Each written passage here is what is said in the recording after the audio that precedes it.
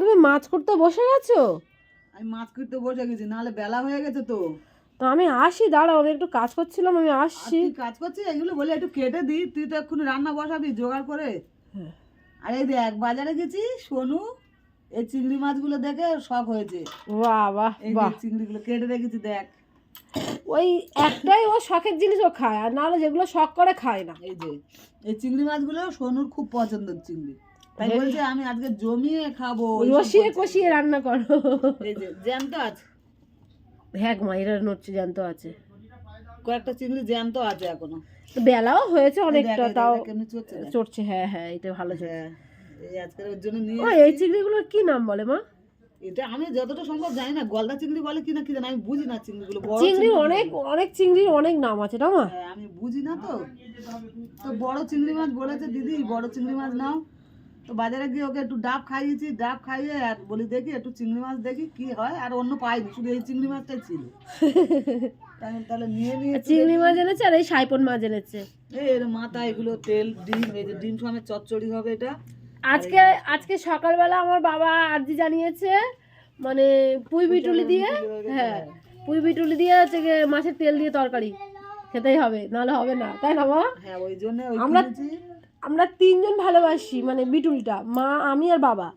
আর সোনুর বাবা তো একদমই পছন্দ করে না, তরকারি পড়লে মন খারাপ ওনার।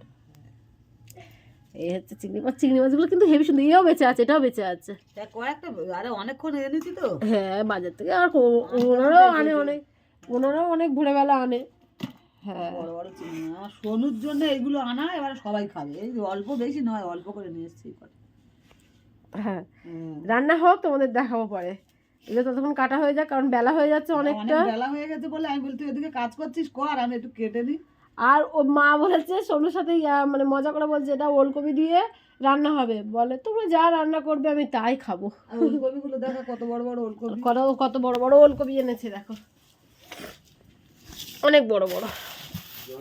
আগের বারে বলতে 2-3 দিন আগে এনেছে মা, ছোট ছোট কিন্তু খুব সুন্দর কচি কচি না মা? আর এটাও বড় বড়, কত সুন্দর বড় বড়। তুমি দুষ্টুমি করছো, ঠান্ডা লেগে দেখো। আরেকজন দেখো জুতো পরে না, ঠান্ডা লেগে বদমাশি করছে। তুমি জুতো পরনি বাবা? পালে জল নিয়ে কোথায় যাচ্ছে বাবা? আচ্ছা, ও নিয়ে চলে আসবে নাকি? হ্যাঁ, ওর মানে সময়, মানে ওর আর বাইরে থাকার ইচ্ছা হচ্ছে না।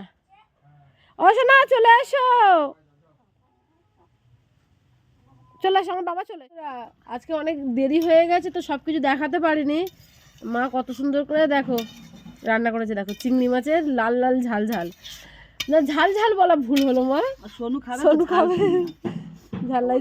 এই যে তরকারিটা তখন চিংড়ি মাছটা কাটা দিয়ে গিয়েছে, আর একবার সরাসরি রান্না, কেন না বাচ্চাটা খুব বদমাইশি করছে। হ্যাঁ, ওই জন্য তোমাদের এরকম ভাবে দেখালাম। এই যে চিংড়ি মাছের পা গুলো কি বিরাট বিরাট বড় বড় পা, বাবা দেখেই ভালো লাগছে। আর এই এত লাল লাল তরকারি হওয়ার কারণ হলো ভাত হয়ে যাচ্ছে, ভাত হচ্ছে, ভাত তো দেখানো হয় না কোনো সময়, কারণ ভাত তো এইরকম ভাবে করা হয় ভাত।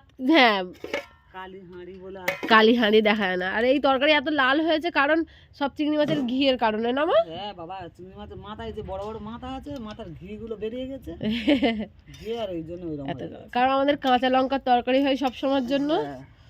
টমেটো পর্যন্ত দিতে পারিনি, টমেটো নেই আজকে, টমেটো নেই, অন্য সময় টমেটো থাকে, আর আজকে টমেটো নেই। মা আফসোস করছে, বলে যা বাজারে গেলাম আর টমেটো আনলাম না, ভুলে গেলাম। আরে সোনু খাবে বলে ওই জন্য আমাদের একটু হালকা হালকা তরকারি হয়, বেশি এটাই খুব সুন্দর সুস্বাদু টেস্ট হবে, তাই না মা? আর তোমরা কে কে খাবে চলে আসো, আর কমেন্ট করে বলো তরকারির রং কেমন হয়েছে।